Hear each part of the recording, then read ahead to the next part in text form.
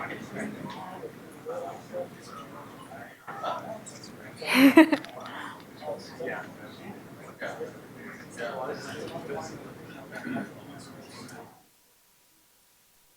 good afternoon. I'm Robert Pondicio, Senior Fellow at the Thomas B. Fordham Institute. Thank you for joining us this afternoon. Our guest is Elizabeth Green, author of Building a Better Teacher.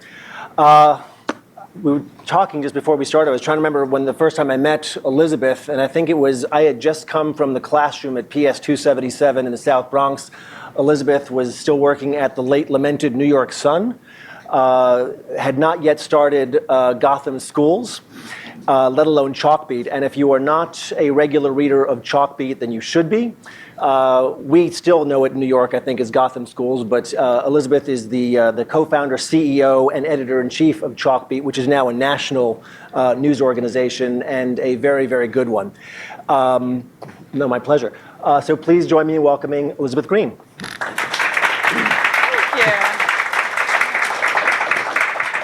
The book has been doing very, very well. But what I'd like to ask you just to start is I mean, this issue is something I'm very passionate about. I'm a former teacher and a midlife career teacher. And when I look at the landscape of ed reform, I'm very, very struck that we spend a lot of time evaluating teachers and not a lot of time thinking about how to make them better. So I've been very, very interested in Elizabeth's work in chronicling exactly this story, how we create better teachers. But start by telling us how you got interested in this topic. And let me remind everybody that a couple of years ago, there was a terrific New York Times Magazine cover story that you did on Doug Lemov's work. As I like to say, you made Doug Lemov the guru that he is right now. But I think we all first heard of him from you. Yes. So I got that story was the beginning of this book, and I got an assignment from the New York Times Magazine to write about this new issue of teacher quality. As a result, I was misunderstanding a lot of the education debate. So the first article that I wrote was my first attempt to share this aha moment that I had had, and the book is my more extended effort to help more people have that aha. Terrific. We're going to have a quick conversation and then we'll throw it open to questions. And for those of you who are following along online, you can send your questions in using the hashtag #BuildingTeachers. So that's hashtag #BuildingTeachers. And then we'll take some of those questions from our Twitter followers as well.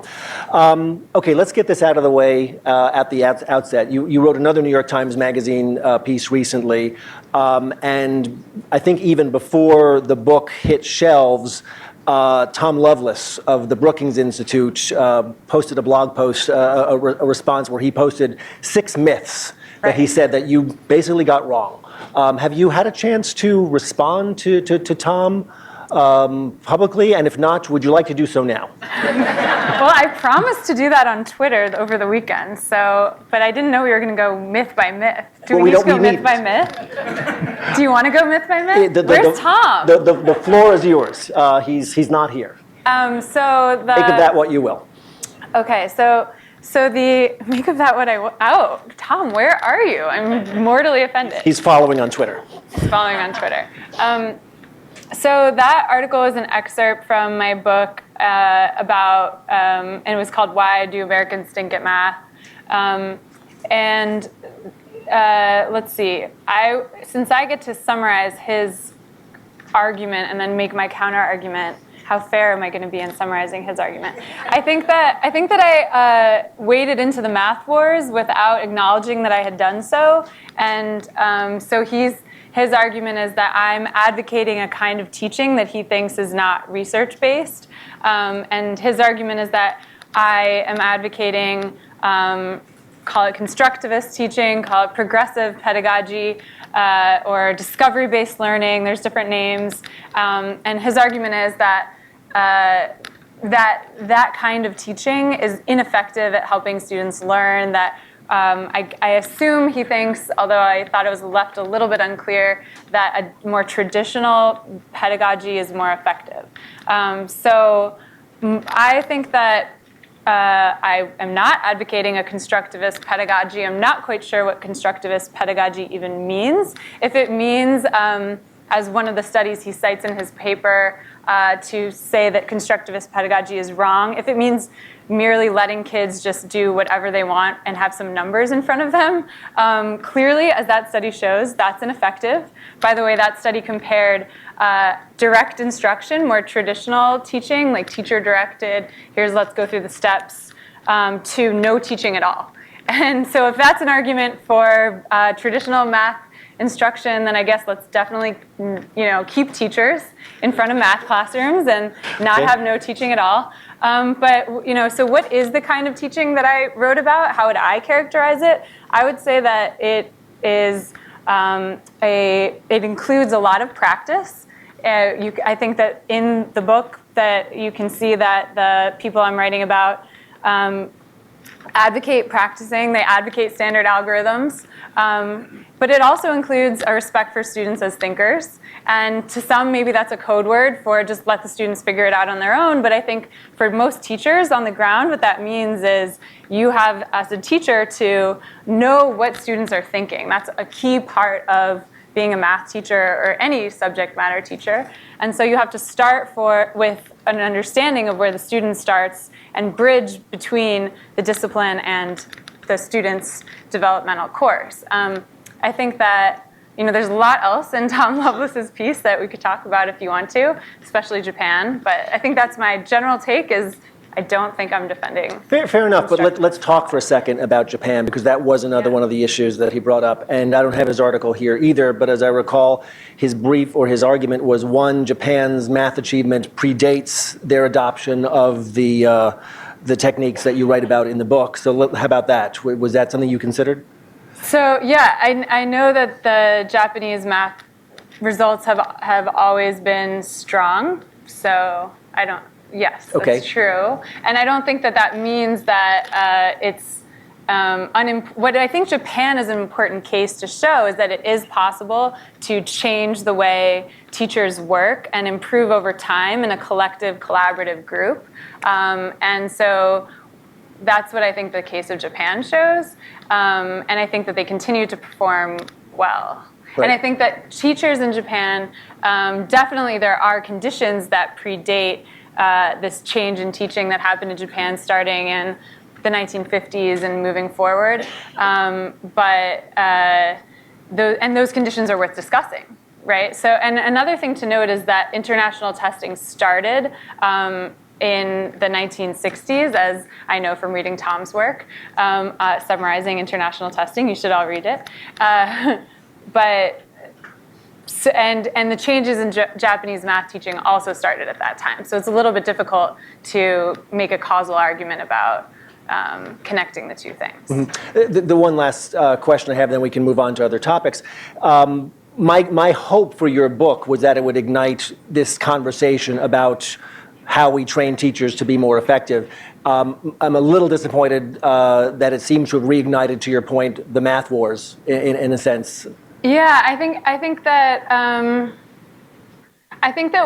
what is confusing about the math wars for me is what exactly are we debating? And if we disentangle many different questions, I think some of them are really great questions, and some of them are clearly 10,000 feet in the air questions that are very much unrelated to actual classroom practice. So I think a great question that it's really worth discussing is, what is the tension between respecting students as thinkers and respecting the discipline that you're teaching them and being completely faithful and accurate to that? So that's a tension that teachers manage every day on the ground. Another tension is, how do we manage the difference between telling students the right answer and helping them grapple with challenging problems? What is the right amount of time to devote to students having to grapple with challenging problems versus giving them some direction? And what form should that direction take? And again, in the math wars, this question is sort of presented as an either or. Mm-hmm. We can either have one or the other. And I think in curriculum development, sometimes that debate exists as well, an either or debate. But the reality is that the teachers that I met with saw, observed, read research studies observing, that tension is not an either-or choice for them. It's an everyday reality of managing tensions. How'd you end up focusing on math? Because I'm a math genius. No. I ended up focusing more on math than on other subjects, I think because there's more research on math learning and math teaching than in other subjects because of all the investment in the STEM fields. And I also think that math helps as a case to really disprove some of the common ideas we have about teaching that I learned to disagree with. Well, I guess I was struck because I'm interested in teaching all subjects, Yeah. and I'm particularly interested in ELA and content, as you may know. Math feels different to me. In other words, as a teacher, and as a reform movement, so to speak, we've been more successful in raising math results than in ELA. So I kind of wish that you would have something to say as well about the difficulty of teaching ELA, which is a less well-defined subject. Yes, I think that the lack of definition in ELA is another reason that it's challenging for teachers. Another part of the math wars, of course, which is similar to the reading wars, is just to debate what do we want kids to learn at all. Right. What do we mean when we say no math? Do we mean no algorithms, or do we mean know how to do proofs? Do we mean mathematical reasoning? Similarly, that debate takes place in ELA, but I think is even thornier because do we mean being an excellent writer of persuasive essays? Do we mean being a literary interpreter and engaging in interpretive argument? Do we mean knowing the English canon?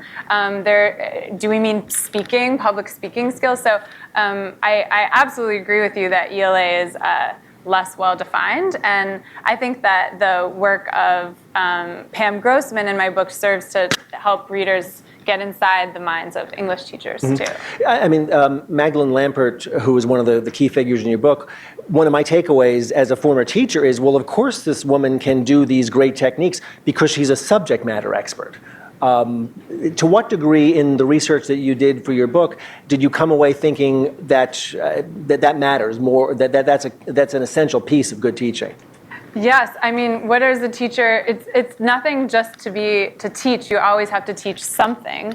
So but what isn't is that the expectation something? we create for teachers, that they should be just general pedagogues? Yes, I think that I write about Lee Shulman's work in my book, and I think one of his major contributions was to say subject matter matters. And so it's a different thing to be a great teacher of math than it is to be a great teacher of English. And not only that, but more is required than just knowing math.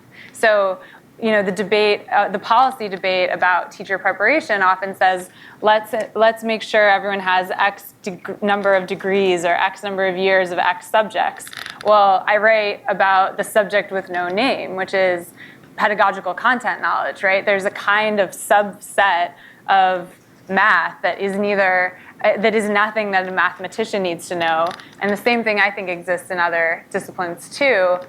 That is, mathematicians don't need to know, they need to know right answers. They don't need to know why children create wrong answers. They don't need to know the common mistakes that students are likely to make. They don't need to know how to represent something like the division of fractions to a 12-year-old. But that's a particular problem that is mathematical and pedagogical that teachers have to face. And I think there's tons of similar cases in English, history, science, et cetera. I can write, but that doesn't mean that I have an understanding of all of the steps that are now invisible to me as a more expert practitioner that I would need to make visible to students to help them learn to write. Okay. A few more questions and we'll throw it open. One of the pieces of the book that I was intrigued by was, and I hope I'm not being overly harsh with this description, the failure, as it were, of Deborah Ball, Magdalene Lampert, and the others to really have what they were working on grow, whether it was in Michigan, California, et cetera. Am I off base about that? No, I think the history of American education is the history of failed attempts to scale great work, and that they're one case in history. And No, that's absolutely true. By the way, I tweeted beforehand that Robert was going to be the firing squad, and he was like, "Oh no, this is not going to be the firing squad, but you're totally the firing squad." Okay. Ooh. Oh, sorry about that. Bring it on, though. Okay, but well then, if you're asking for it, then here it comes. Yeah. Well, if it's great work, Yeah. then why doesn't it scale? Why can't it scale? Well, do you And think it- that or the if it's- definition of things that scale is that they're great?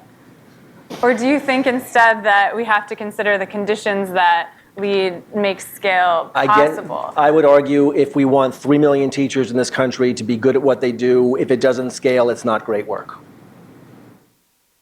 If it doesn't scale, even under the worst conditions that make it possible to scale anything. Well, I mean, okay, your book is How Teaching Works and How to Teach It to Everyone. But clearly, they failed at teaching it to everyone. Right, and I think that was because of flawed conditions that we need to change and that are in the process of changing. Let's talk about that. What are those conditions and how do we change them? So I think that the reason I tell the story of Japan is not to advocate constructivist pedagogy, which, by the way, does not exist. We'll table that one for later. But rather to say, okay, what does it look like when a community of teachers is able to, at scale, change the way they teach? What does that look like? Clearly, I don't think anyone disagrees that we need. Do you disagree that we need to change the way teaching happens? Oh, I went to ed school. No, of course I don't. No, I completely agree. You completely agree. I'm just not sure that I would change it to look like what Deborah Ball and Magdalene Lampert advocate as much as, say, what Doug Lamoff advocates. Which you think, and you think those two are in tension? I don't think that they're in tension. I don't think that they're irreconcilable. But at present, yeah, I would say that they're in some tension. You don't agree? I think they're in some tension too. I think that. So in Japan, the conditions that exist to allow teachers to change, there's many. I have. There's this great graph that I'll have to put up where I write in the book about the concept of educational infrastructure that David Cohen writes about in his scholarship, which I think is really helpful for explaining the success of countries like Japan and Finland in changing the way teaching and learning happens at scale. So some of the features of this educational infrastructure are a little bit abstract, but this grad student, or now researcher herself, Seneca Rosenberg, has a great chart, which I'm going to have to tweet after this, which shows all the different pieces of educational infrastructure. So what are they? They're things that you would find in Japan and that you would find in in the highly effective CMO charter management organizations that allow teachers to learn together. So one of them is the organization of work. So what does that mean? It means time to spend with each other learning as teachers and with outside experts who come in to help give you feedback as well. So, there's the PISA results show us there's 600 average hours of teaching time spent in countries like Japan and Finland. It's almost double that in the US, 1,000 hours. So that's 400 hours that American teachers don't have to plan together, study the curriculum together, watch each other teach. So there's one feature that I think is a condition that prevents change. Another feature that the highly effective CMOs and Japan share in common is a common idea about what students should learn. So they're not debating whether we should do problem solving or algorithms. They have a defined course of study revised every 10 years by the best teachers in the country to give them a common curriculum and standards that they're shooting for. That is starting to maybe exist in this country, but does not yet exist in this country. Okay. And as a result, you can leave a training program thinking you should do one thing, enter a school district that's asking you to do something very different, change schools the next year, and have something completely different that you're supposed to be doing. That is a condition fundamentally opposed to teachers learning together and improving together. There are other features that are elements of infrastructure, and unfortunately, we just don't have them yet. Well, I mean, I alluded in the review I wrote of your book to Japan's common curriculum. Having done a lesson study when I was a teacher, it struck me that, well, sure, if you have a common curriculum, if I'm going to teach a lesson in volume this year, I know it's worth my time to perfect that because I'm going to teach it, and my colleague is going to teach it over and over and over again. When you have no defined curriculum, then what's the point of a lesson study? Yes.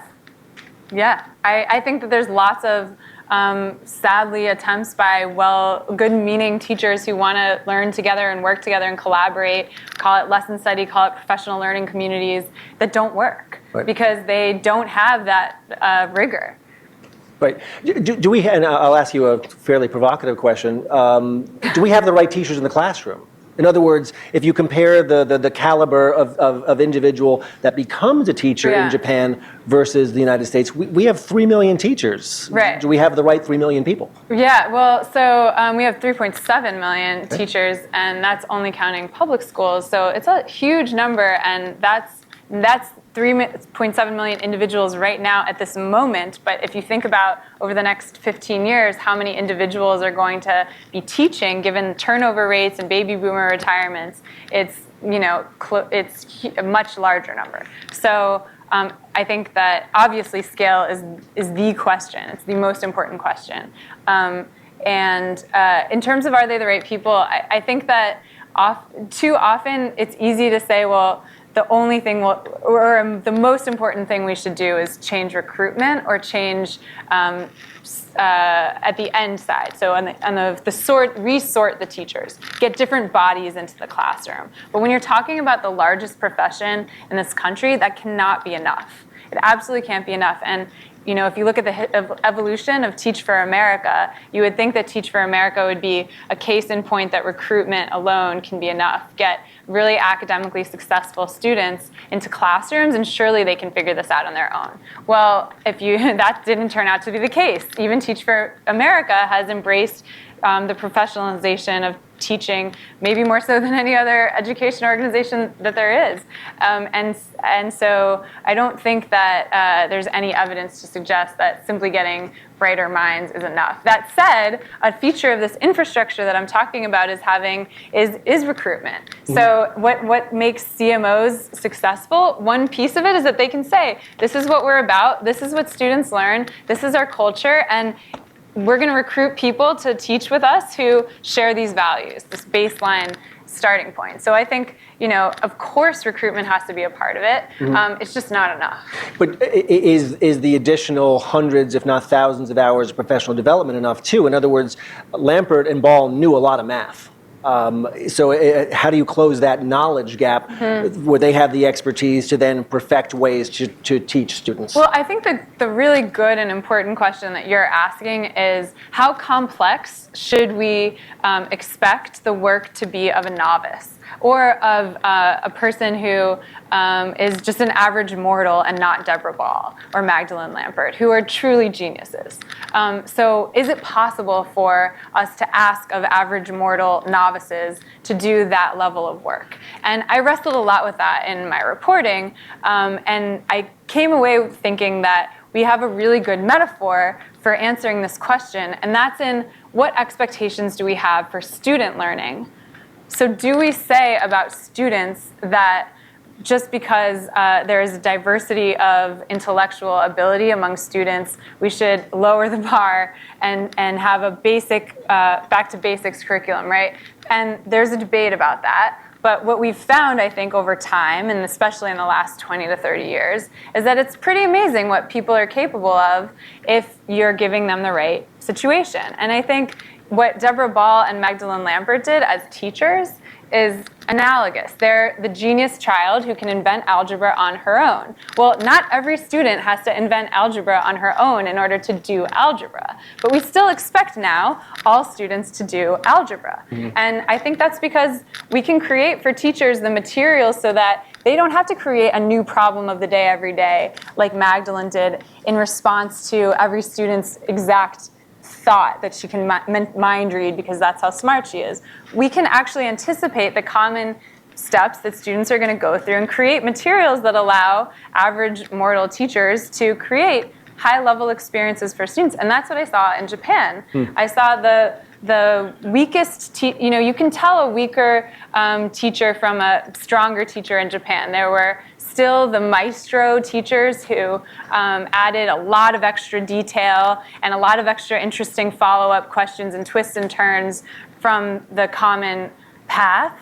And then there were the teachers who sort of just followed the common path. But because the structure that they were working in supported high levels of learning, they were able to do it, and very well. But do we have an autonomy problem, so to speak, with American education, where there is a culture that I shut the door and I do what I think is best for my students? Through my reporting, that idea is broken because when there's high quality to the program. And the reason is that teachers, that you might think of as incapable of greatness or reluctant to embrace it, they actually see that the problems of practice they're dealing with every day are very real for them. So when somebody says, here's a way you could deal with this problem of practice, like, oh, you're having trouble generating classroom discussions, that's true of all teachers, and here's like 10 things you could do about that, they're going to embrace that because it's really helpful. It solves a problem right in their day. So,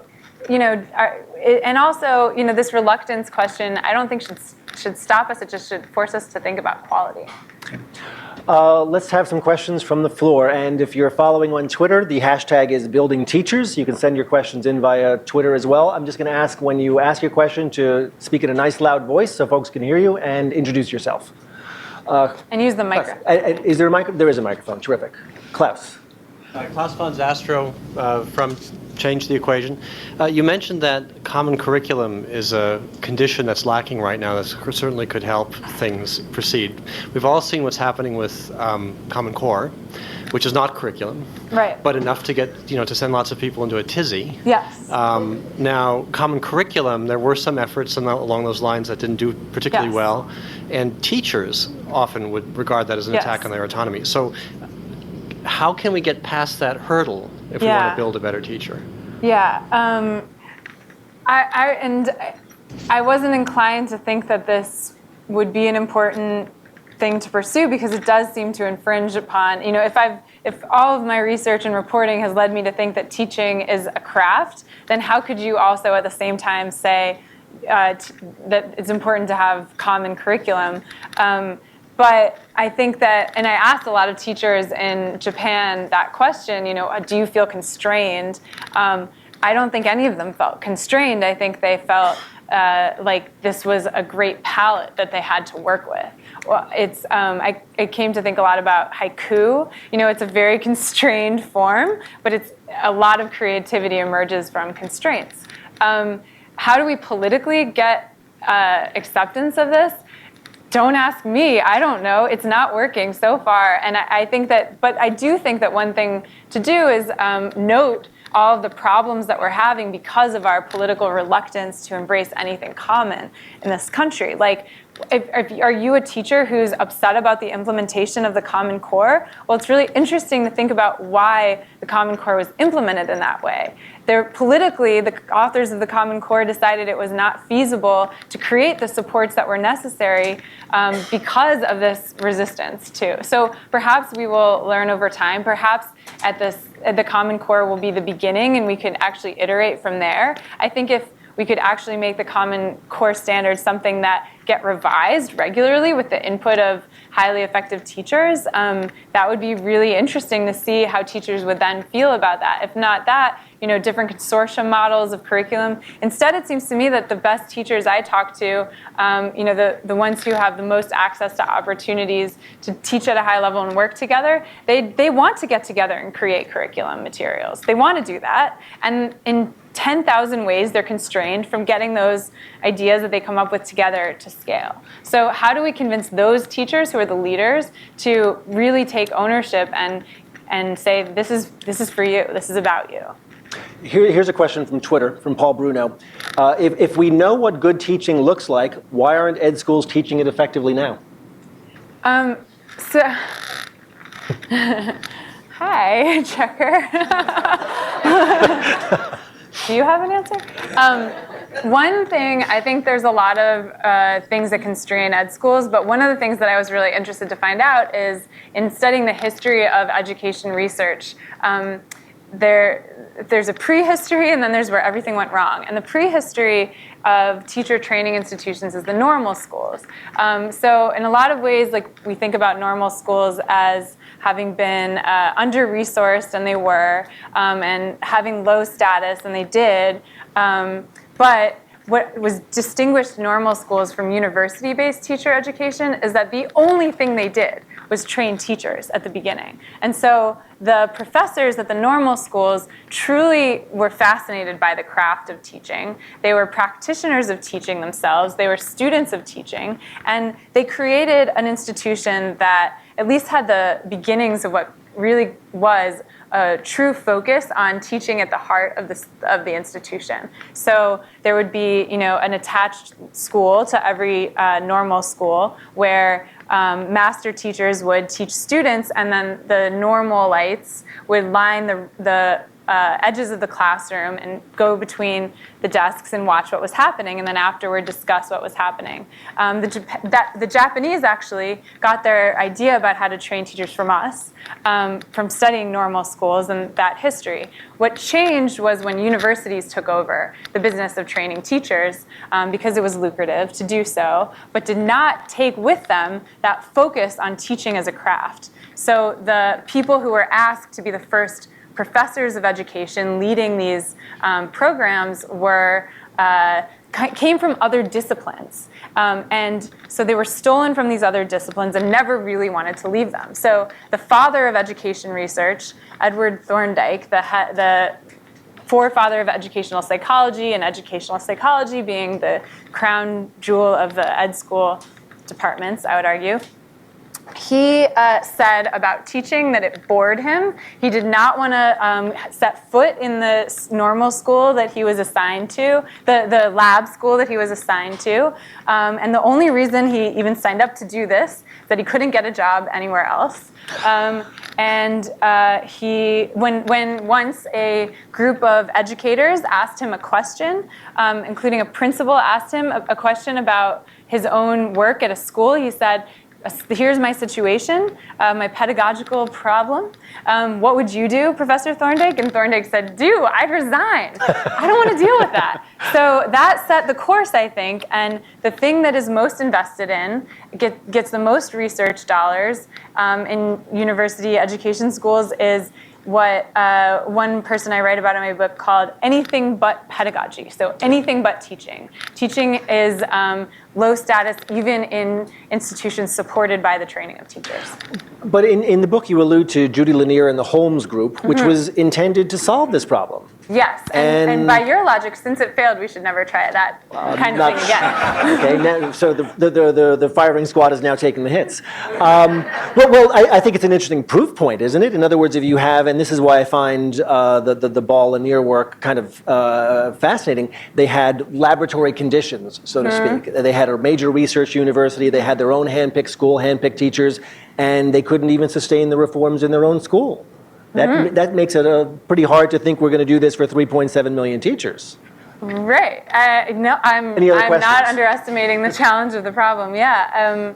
So I think that the Holmes Group, I think, was an important effort to refocus attention to teaching. I think several conditions were not met at that point that are changing a bit, and most important of them, it was a lack of consensus on what great teachers do. What should we even be the curriculum for teacher education? So what are like the basic practices and basic knowledge that you need before you can become a teacher? So there was a push to say, let's make education school more practice-oriented without any idea of what that meant. And I think now we have a stronger sense of what that could mean. Great. Well, let's take a few more questions. In the back, please.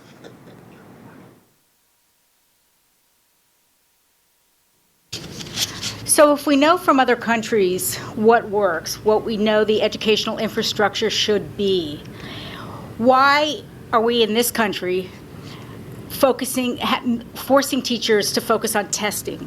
Why are we in this country not providing the infrastructure to compensate for the poverty kids find themselves in, and which definitely affect student achievement? Are we identifying ourselves still? I'm with the American Federation of Teachers. Hi. What's your name?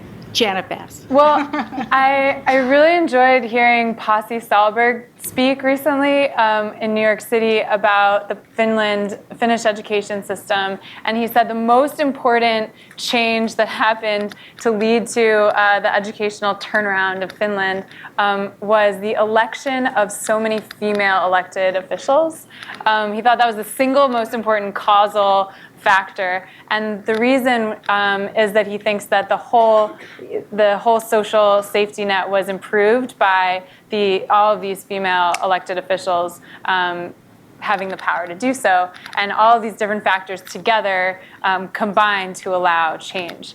I think that that's true. There's obviously things are intersecting, and it's nonsense to say that only education will solve poverty. Clearly, that's not true. I mean, even if you study the research on the value-added research, the statement that got taken up that if we only could fire the bottom 10, 5, 3, whatever % of teachers, then we will solve the achievement gap or be as successful as Canada. That statement depends on a lot of assumptions which don't necessarily hold up. So I completely agree that there's multiple factors, and then why don't we have the infrastructure? I think one reason is governance, like we were talking about. We're a huge country that's very averse to anything common, and we're very unable to negotiate this tension between autonomy and accountability as a result of that, because we have so many cooks in the kitchen. We have the federal government, the state government, the district, the principal, and that's just the public system. Then we have the textbook makers, and all of them are speaking a different language, and this is a very bad conditions. Sir, in the back. Hi, Silas Kulkarni. I work at Student Achievement Partners. I was also an 8th grade math teacher. Oh, cool. Here in DC, actually. Current Washington, DC all-time record holder for 8th grade math, of course. Sorry. I can't really fully hear you. It's okay. So the question that I had relates to, both of you seem to focus on the issue of scaling and what the preconditions for scaling a reform are. It seems like one of the most important preconditions for scaling is that it stick where it develops. So you can't have it. You can't have reforms wash away like sand, and then even if they're spreading rapidly, then if they're washing away at the same rate they're spreading, you're not going to scale. So I'd be really curious if you could talk about, you mentioned normal schools being the inspiration for lesson study in Japan, but lesson study stuck in Japan and normal schools didn't stick here. You mentioned in your book the math reforms here being the inspiration in Japan, but in Japan it's stuck. So if you could talk, both of you actually, about what causes reforms to actually stick, which seems like the precondition for scaling. Mm-hmm. Well, I wrote a review of Elizabeth's book, and I alluded to the work of Doug Lemoff, and I'm a fan of his work within limits. In other words, I've seen a lot of really bad Lemoffian teaching, where it becomes rote and robotic, and I'm sure you probably have as well, where there's nothing inspired about it whatsoever. On the other hand, I've also seen it make new teachers immediately, if not effective, at least competent. What I've always liked about Doug's work is that it breaks teaching down into a series of discrete moves. Stand still when you're giving directions, to pick one. These are moves that can be learned, practiced, mastered. They can get you to the starting line of competence. Would I describe it as great teaching? I'm not sure Doug would describe it as great teaching, if it's just that. But again, I'm just struck by if we're actually taking seriously the idea that we have to get 3.7 million teachers to be at least competent, we're probably going to get there faster that route than expecting 3.7 million Magdalene Lamperts. So I think that Robert's argument is in part that simplicity is important, is a powerful precondition to scale. Like, sure. As some kind of breaking something down into what a novice could do. And I think I would add to that what's also important is to treat the teacher in this case as a learner, and to have an ambitious definition of what it means to learn, i.e. you can't be following a recipe book that you will forget as soon as conditions change or context changes. It has to be that you're learning something that you will truly remember years from now. And so I think that just like with students, that we have learned over time and will continue to learn about what does effective learning look like and how do we create it in students. I think similarly, there's a conversation about teacher learning that's important to have. And I think where I would somewhat disagree with you is that I think where Doug and the taxonomy is very successful is when it treats teachers as sense makers, as people who are really deciding in the moment and in a context how to deploy different techniques. And that's his intention. Sure. And I think that's good. And I think that more people should have access to that. Where I think he is trying to evolve and improve upon his idea is when teachers are treated as robots. Right. And so I think that there's not anything really so, I think that it can be basic to do things like manage a discussion or look at students' work and think about it. Things that require teachers to be thoughtful and make decisions in the moment, because that's the reality for teachers, is they will be making decisions in the moment. And so I think that we shouldn't be scared to increase the complexity of these, what we count as basic. Because in some cases, when you increase complexity, you also increase the chances that this new knowledge will be retained in the teachers. Because it's more realistic. It's more like what they're actually doing. I'm struck when I think about my own teaching career, and I was an alternative certification teacher, New York City Teaching Fellows. My classroom was sloppy with people who wanted to tell me how to teach, but there was nobody who would ever tell me what to teach. And the question was almost offensive when I would ask, like, well, Mr. Pandisio, this is up to your discretion. Only you know what your students need. And the how would have been so much easier to think about if somebody had defined the what. Yeah, for sure. Yeah. Like, I mean, one thing, a feature of lesson study in Japan as they practice it that I think gets less noticed here in the US is the part of it which is studying the curriculum. Right. It's like you actually have to really study the ideas that your students are supposed to learn in a different way than they're going to, so that you can really know them inside out. Like my favorite, I was, you know, I must sound like I buy all of this because now I do buy it, but in the process I was skeptical. So I went to this, you know, nice looking office for the teachers where they all had a desk outside of their own classroom together, and they said that they talked to each other all the time about teaching, and I thought, I don't know, you probably are talking about other things too, and like, is that really so wonderful? So I said, could you just show me like what you were just talking about, like just now? And they said, okay, and they showed me a piece of paper, and it was two teachers. I've saved this piece of paper because it was such a amazing moment for me. It was a teacher was showing what she had done just that day in class and the exact misunderstanding the students had had. It was not something fancy and impossible for anyone to do. It was like a problem of if you draw number bonds in blue, but in this case, blue means addition, and in this case, blue means subtraction, they're going to get so confused, and they're getting confused, and I'm getting confused, and what do I do about this tiny little problem of like how to color code number bonds? And she said, so I presented this to my colleague, and he had taught the exact same lesson that day too. So we were able to have a conversation about it, and they came up with an answer together. And that to me was like, I see. Like, this is what I, as a journalist, need when I'm doing a complex practice, is I need people to talk through it with me. And this was their way of making it accessible. Okay, yes, question. Ben, your microphone. Thanks. Ben Wildavsky with the Rockefeller Institute at SUNY. Elizabeth, I wonder if you could just speak a little bit more about testing and accountability. Is it a boon to better teaching, or is it anathema?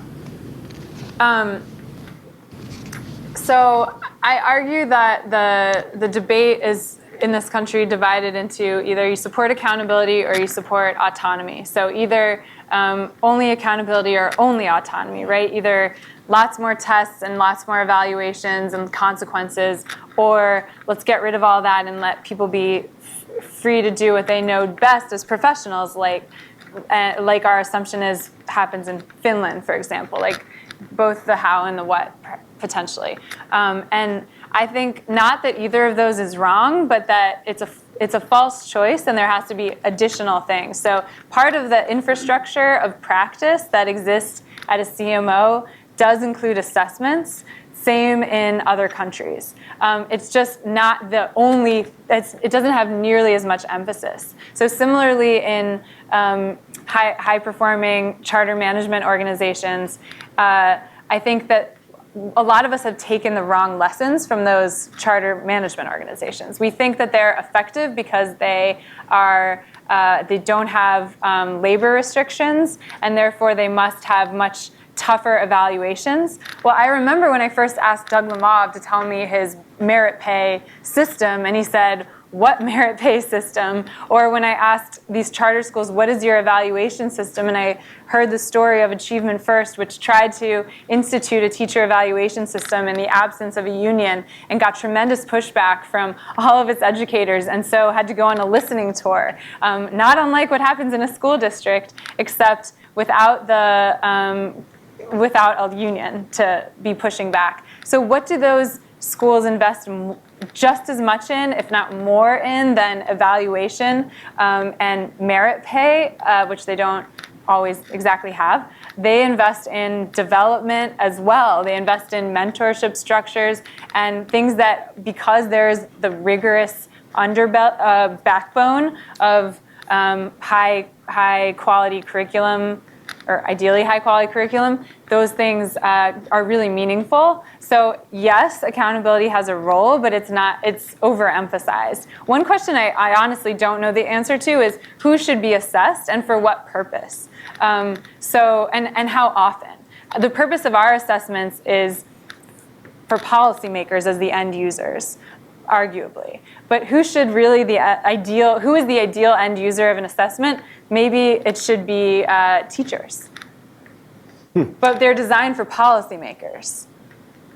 A question from Twitter, and I'm going to try to combine a couple of different questions here. But is your theory of action at the end of the day, is it about the support system or is it about the craft of teaching? What do you want to change? Why do I have to choose either one? No.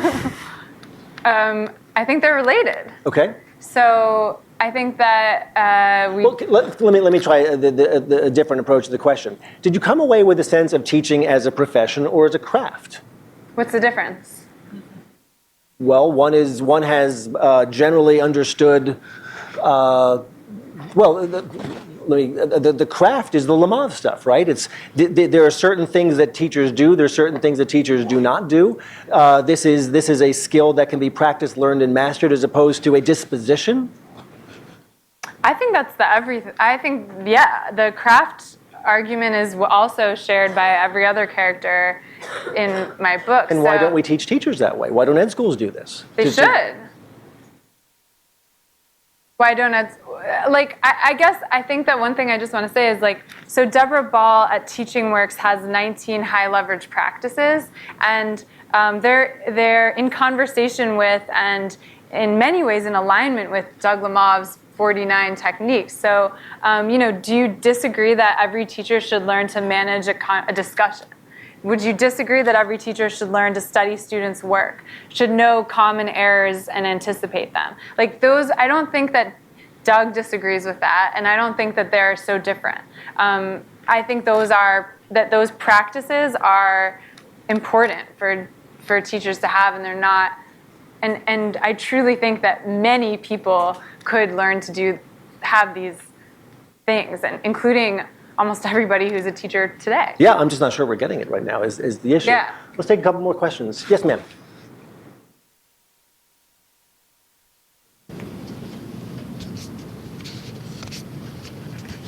Hi, I'm Caroline Hendry of the Education Writers Association, and I'm so happy to see Elizabeth here. She's a member of my board, so thanks for your service to EWA and all education writers.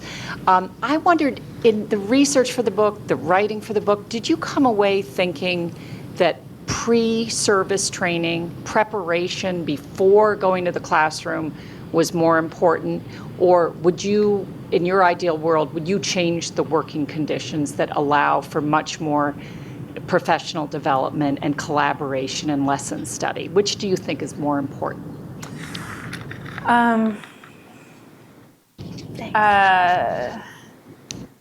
Anyone who's an education writer and not a member of EWA must become one now. I think that both are really important, and I wouldn't want to choose between them. I don't think, and right now we don't really have to. We spend, the estimate that I have trust the best is $9 billion a year on professional development in this country. I haven't, maybe Kate can tell us the total size of the teacher training industry. $6 billion. So just for new teachers. So would you throw $2 billion to pre-service? Or, that's a ton of money that we could be doing a lot better with than we currently are. I think they're both really important and they need to be better aligned. I think that it's hard to defend pre-service training and professional development because we don't have much evidence that either one has ever worked. Mm-hmm. So I had a lot of debates with Rick Hanushek, another character in the book, who said, I hear you that logically it would make sense to do these things, but how can we support that given this evidence? And I think that's a completely viable statement. It's just that we have to also look at the reality in front of us that we are being irresponsible in spending this money by not using it to try to do something better. And just because it hasn't worked in the past does not mean it's impossible. There are programs that are promising and are seeing good results. So I don't think we should give up on either one, despite. But you're not suggesting, because one of the things that are, to play the wonk card for a second, if you're talking about taking a lot of time out of classrooms for more professional development, who's going to cover those classes? So it sounds like you're arguing for investing a lot more money in professional development when we're already investing billions and billions. But why would it cost more? I'm not convinced that it would cost more. Well, that's what I was. So talk about that. So I think that one program that I write about in the book is Pam Grossman's Plato professional development program that she developed out of Stanford and then executed in the San Francisco public schools. And that was using existing dollars that the San Francisco schools had for professional development. And what it includes is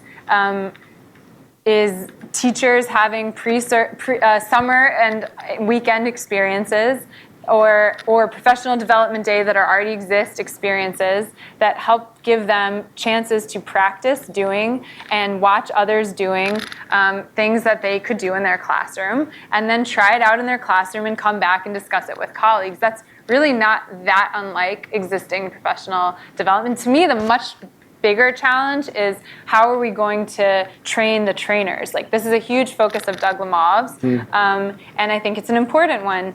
The reason that program was really successful is that Pam Grossman is an expert practitioner at teacher education, its own craft in and of itself. So she knows how to help teachers have a rehearsal of important teaching practices and then how to unpack that rehearsal that others have so that they can learn from it. That's what I think is really going to be much more challenging than restructuring time. Okay. In the few minutes we have left, I'm going to try to see if we can get as many questions as we can in. So why don't we try this? Real quick questions, real quick answers. Or we could get like 3 questions and then... Yeah, the lightning round. How about that?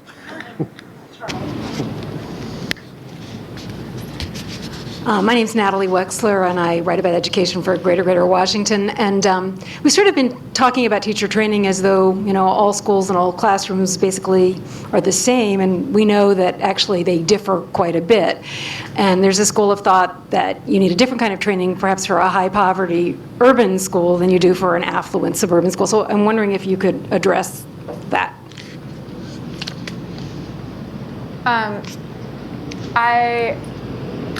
I think that it was really interesting to have that conversation over time with Dave Levin of KIPP, who really strongly believes that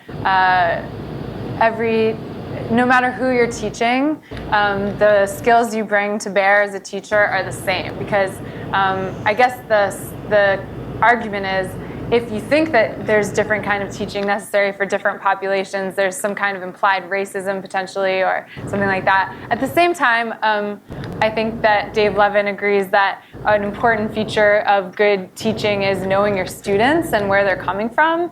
And, it's not maybe politically correct here at Fordham to talk about culturally responsive teaching, but that is definitely a feature of, I think, effective teaching is just knowing your students in every way, including where they culturally come from. So if that piece isn't present, I don't know what.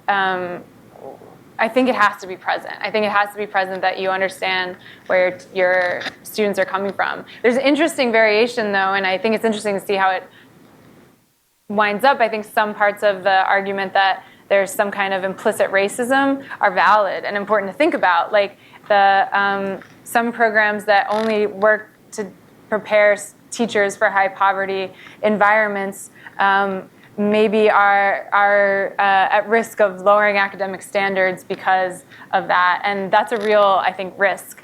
And working in a vacuum in that way and not being in a community of many different educators together could be a problem. As a former South Bronx teacher, I would argue that if we're not mindful of our students' backgrounds, frankly, I think that's one of the things that galvanized me into doing this work was the fact that we were explicitly encouraged not to consider that. And I think that was a mistake if you consider the language deficits that children from poverty come to us with.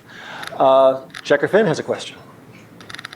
Both talked at some length about the absence of a common curriculum that would give teachers something to work from together. But aren't American teachers themselves fairly divided about whether they want to be handed a curriculum? Put it mildly. It doesn't have to be national, by the way. It could be state level. It could be a large district. And we don't have to get into the national politics of Common Core. But it seems to me that when, for example, New York State not so long ago tried to create a statewide curriculum, it wasn't even mandatory. But didn't all hell break loose as to whether teachers really wanted to have this handed to them? Aren't we fairly ambivalent at the teacher level about the commonness of a curriculum? Yes. Yes, very. I guess we asked for a short answer. That was it. I think that's a good point. Yes, ma'am. Hi. I'm Francie Alexander with Scholastic, the children's publisher in New York, and a former teacher. And one of the things that's coming up in the conversation about teaching is micro-credentialing. Did you come across that topic in your research? And it seems some of the things that you talked about in terms of Deborah Ball's high leverage practices would lend themselves to a micro-credentialing environment. I'm not that well versed in that, and I'd love to hear more. I think that is interesting. What would be the micro credentials? For example, some of the things that you mentioned, like Right. giving meaningful feedback, handling misconceptions by your discipline. Mm-hmm. So I could be micro-credentialed in giving meaningful feedback. Then I could go on and do work on handling misconceptions in my discipline as a mechanism for teaching. So all of the things that I think there's a kind of an agreement, like you pointed out, and not only with Deborah Ball, but with Lamov, I could see the synthesis, some from Danielson and some from Hattie, especially around things like giving meaningful feedback. So I wondered what you thought of that movement. I think that's an interesting idea, and I would be curious what some of the policy folks in the room think about the feasibility of using that as a lever. Obviously, there's like really serious questions about how to make this change happen. So what is the right place to place our bets? Should it be on a bar exam like for teaching, or should it be on the state certification level, or is there some other scheme? So that sounds like an interesting one. Let's take two more. And if nobody else has one, then I've got one. Carolyn, you have one more? Good. We've talked, this is Caroline Hendry again from the Education Writers Association. We've heard, at the outset about, the conversation that your book has generated in the education policy community. What have you heard from teachers themselves? Great question. That's a layup. Thank you, Caroline. It's really interesting how divorced the conversation among policymakers and among teachers is. Like, they're just two different conversations in so many ways. And I've been really gratified that teachers, the book is resonating with them and seems to describe their experience and offer them things to think about. So that's been really, really cool. I guess to wrap up from my point, I'm very struck by the aspirational nature of wanting to improve teaching writ large. And Donald Rumsfeld did not say, but he might have, you go to school with the teachers you have, not the teachers you wish you had. What are we going to do with the teachers that we have? In other words, what's the short game, what's the long game? Should we be concerned about the short game? I think that anyone who's a parent or a student right now or a teacher right now is very concerned about the short game. So pretending that doesn't exist would be crazy. And I think that the two can be managed. Like, a lot of teachers are doing new things because of the Common Core standards. And I think that there's always time to learn, because as a teacher, that's your reality. You have to constantly be learning. So you have to do both. Great. Thank you so much for having me. Elizabeth Green. Goodbye, Internet. And the